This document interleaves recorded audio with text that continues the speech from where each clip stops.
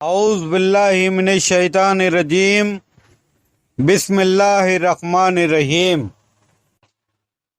معزز ناظرین اکرام، میں صوفی جی ایم خلیل قادری الچشتی افتخاری خاک پائے پنجتن پاک پھر آپ کی خدمت میں ایک نیا موضوع لے کر حاضر ہوا ہوں۔ لیکن اس سے پہلے اگر آپ ہمارے چینل پہ نئے ہیں تو ہمارے چینل کو سبسکرائب کیجئے، لائک کیجئے، شیئر کیجئے اور بیل کا بٹن دبائیے تاکہ ہمارا آنے والا ہر ویڈیو آپ کو جلد از جلد حاصل ہو سکے۔ عزیزان محترم، آج ہم جس موضوع پر بات کرنے والے ہیں اس کا عنوان ہے لا الہ است حسین، یعنی لا الہ حسین ہے۔ شہنشاہ ہندوستان، فخر ولایت، خواجہ خواجگاں حضرت معین الدین چشتی رحمت اللہ علیہ فرماتے ہیں کہ شاہ است حسین، بادشاہ است حسین۔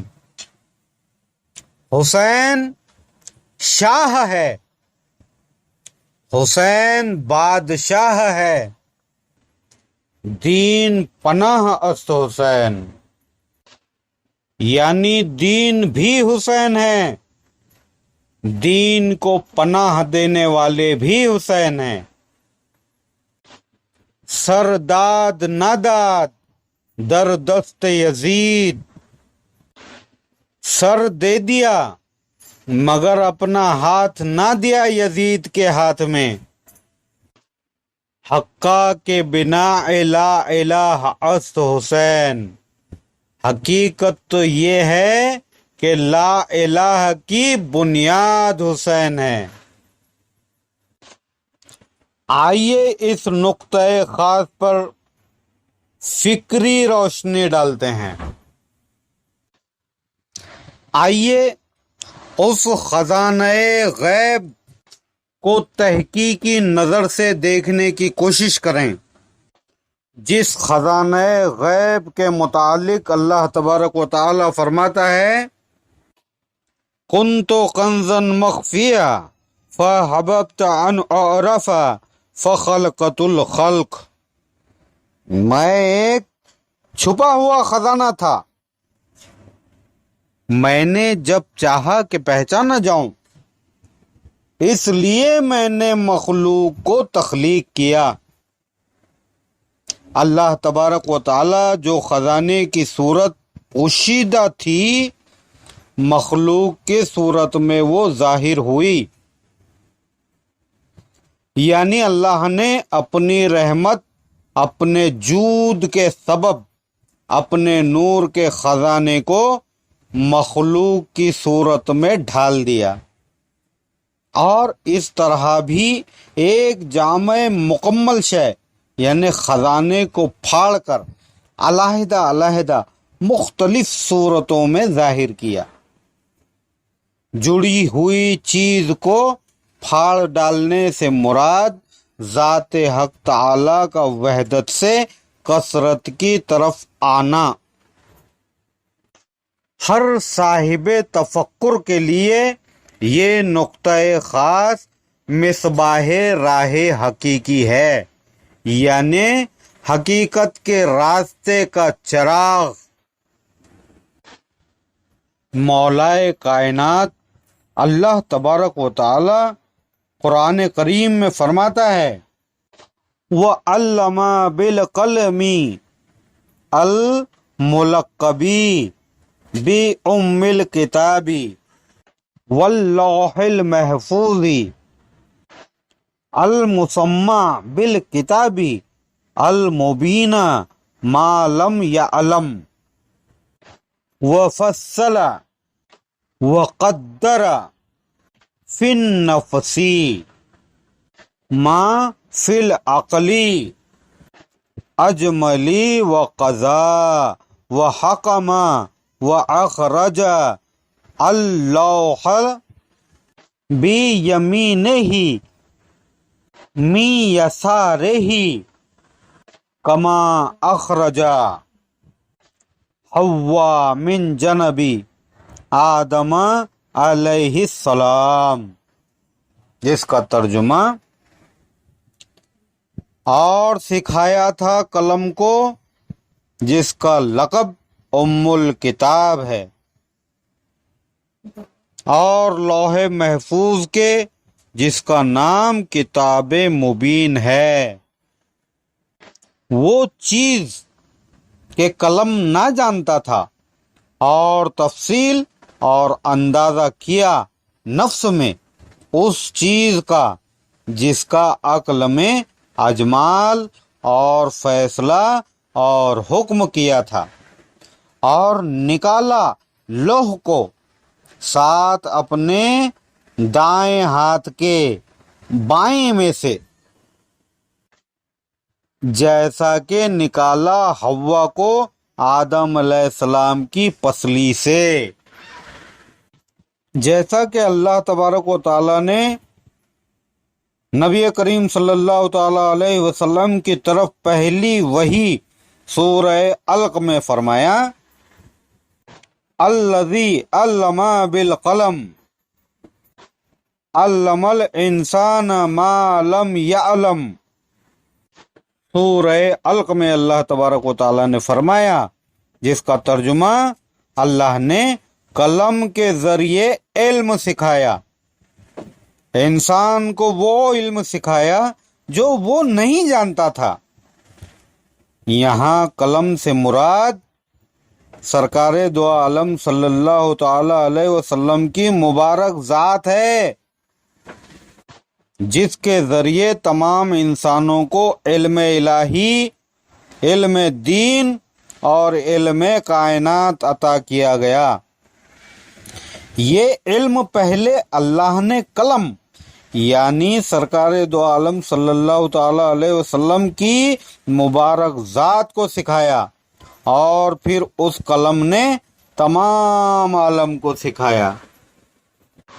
اس لیے یہ قلم یعنی سرکار دو عالم صلی اللہ تعالی علیہ وسلم کی ذات ام الکتاب ہے، جس کے بطن میں تمام علم جمع ہے، اور جہاں سے تمام عالم کو منتقل ہوتا ہے، جیسا کہ یعنی ماں بچے کو اپنے بطن میں رکھتی ہے اور پھر اسے عالم ارواح سے عالم دنیا میں منتقل کرتی ہے۔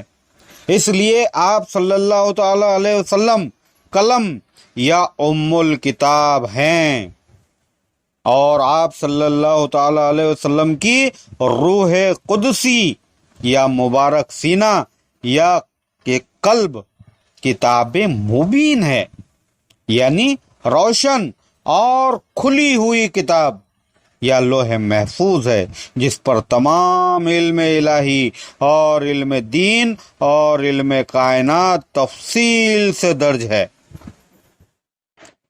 جس طرح قلم سے علم کو لوح یعنی تختی پر منتقل کیا جاتا ہے، اسی طرح یہ علم حضرت محمد صلی اللہ تعالی علیہ وسلم کے نوران وجود، ان کا نورانی وجود یعنی قلم سے آپ صلی اللہ تعالی علیہ وسلم کے قلب مبارک پر درج کیا گیا۔ قلم میں یہ اجمال یعنی روشنی کی حالت میں تھا۔ یہ اجمال جمال کی جمع ہے، یہ اجمال کی حالت میں تھا۔ اجمال سے مراد کسی شے کی مختصر ترین لیکن جامع اور مکمل صورت ہے، جیسا کہ بیج درخت کی مختصر لیکن جامع صورت ہے۔ قلم میں جو علم اجمال کی حالت میں درج تھا، روح قدسی میں تفصیل کی صورت میں منتقل ہوا۔ قلم میں یہ اجمال کی حالت میں تھا۔ اجمال سے مراد کسی شے کی مختصر ترین لیکن جامع اور مکمل صورت ہے، جیسا کہ بیج کی مختصر لیکن جامع صورت ہے۔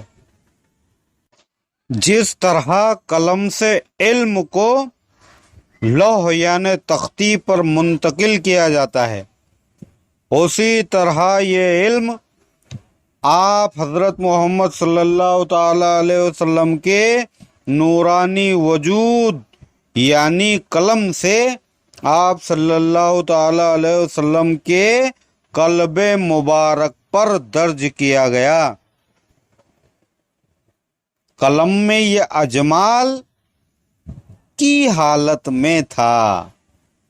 اجمال سے مراد کسی شے کی مختصر ترین لیکن جامع اور مکمل صورت ہے، جیسا کہ بیج درخت کی مختصر لیکن جامع صورت ہے۔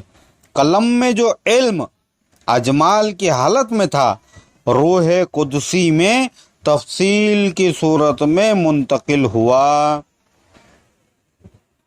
روح قدسی سے پھر یہ قلب اور پھر نفس پر منتقل ہوا، جہاں اسے مزید تفصیل حاصل ہوئی۔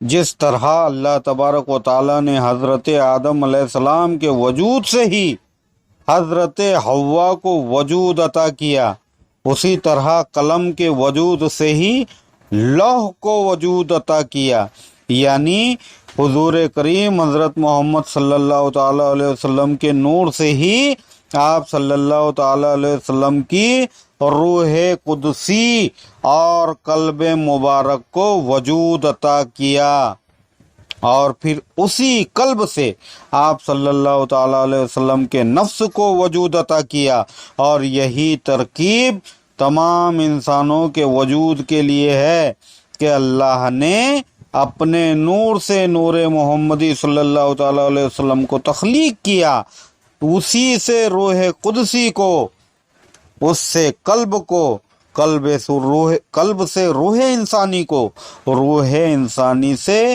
نفس کو، اور پھر انسانی جسم میں ان کو پوشیدہ کر کے انسان کی تخلیق مکمل کی۔ لیکن تیراک بحر باطن کے لیے ہم ایسے نکات پیش کرنے والے ہیں جن نکات سے تمام تحریریں تعمیر ہوئی۔ آئیے ہم موضوع کی طرف لوٹتے ہیں۔ حقہ کے بنائے لا الہ است حسین۔ حقیقت یہ ہے کہ لا الہ کی بنیاد حسین ہے۔ نقطہ غور و فکر ہے کہ لا الہ کی بنیاد ہے کیا؟ آئیے اس کا کچھ تحقیقی جائزہ لیں۔ اول کلمہ طیب۔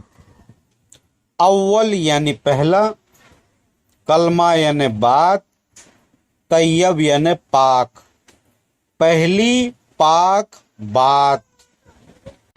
وہ پہلی پاک بات ہے کیا جس کو کلمہ اول کہا گیا؟ اسی کلمہ طیب کی تحقیق کے لیے نبی کریم صلی اللہ تعالی علیہ وسلم کی حدیث ہے کہ من قال لا الہ الا اللہ الف مرۃ الا بتحقیق فہو کافر۔ کسی نے بغیر تحقیق کے 1000 بار بھی کلمہ پڑھا، پھر بھی وہ کافر ہیں، کیونکہ وہ نہیں جانتے کلمے میں نفی کیا ہے، اثبات کیا ہے۔ اول کلمہ سے مراد یہ کہ اس سے پہلے کوئی کلام نہیں ہوا، تو وہ کون سا کلمہ ہے جس کو کلمہ اول کہا گیا؟ اول کلمہ طیب۔ ہماری بات کو بخوبی وہ لوگ ہی سمجھ پائیں گے جو اپنے پیر و مرشد سے کلمہ طیب کو باتحقیق سمجھے ہیں،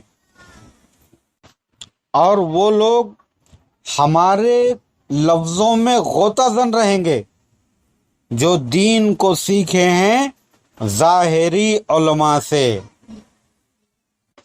نہیں کوئی معبود سوائے اللہ کے، محمد اللہ کے رسول ہے۔ اسی کلمہ طیب کو سمجھنا ہے مرشد کامل سے، قرآن و حدیث کی روشنی میں، بزرگوں کی روایت کی روح سے۔ وہ لوگ ہمارے اس نقطۂ خاص سے بہت خوش ہوں گے جو کلمہ پڑھتے ہیں حقیقت کن سمجھ کر، جس کی آنکھوں سے نسبت پیر نے پردہ غفلت ہٹا دیا۔ وہ لوگ حضرت خواجہ معین الدین چشتی رحمۃ اللہ علیہ کا چوتھا مصرع، حقہ کے بنا الہ الہ است حسین، حقیقت تو یہ ہے لا الہ کی بنیاد حسین ہے، یہ وہی سمجھ سکتے ہیں کہ جس کی نسبت پیر نے آنکھوں کو روشن کر دیا، جس کی آنکھیں جمال حق دیکھتی ہیں، جس کی فکر کے پنچھی کو نسبت پیر نے پر بخشے ہیں۔ جو حضرات کلمہ طیب کی تحقیق کرنا چاہتے ہیں وہ کامل پیر کے ہاتھ پر بیعت ہو جائیں تاکہ آنکھوں سے پردہ غفلت ہٹ جائے اور حقیقت کا انکشاف ہو جائے۔